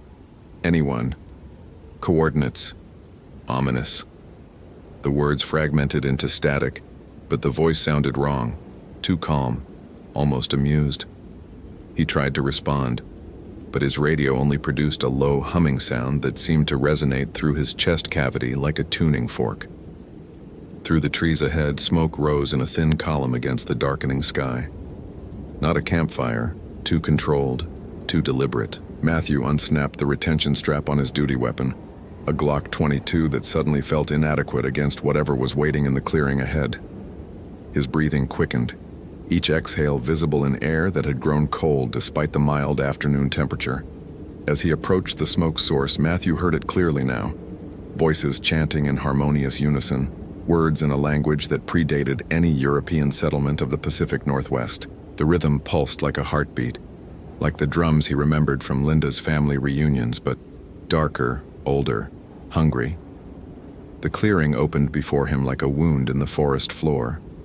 7 figures in dark robes stood in a perfect circle around a stone altar that definitely hadn't been there during his last patrol of this area 3 weeks ago.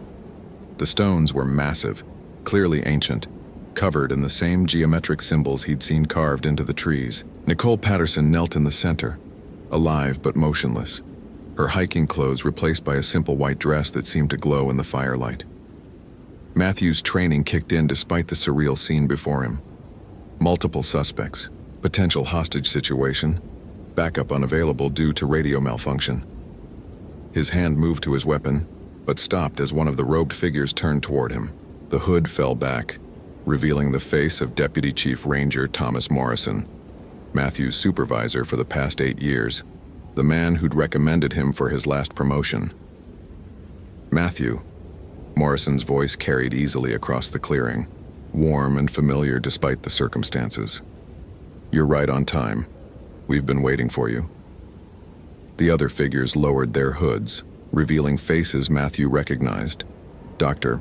Sarah Chen from the Forest Service Research Station, Bill Hutchins from the local search and rescue volunteer crew, Janet Clearwater from the Tribal Liaison Office, and 3 others he'd worked alongside for years.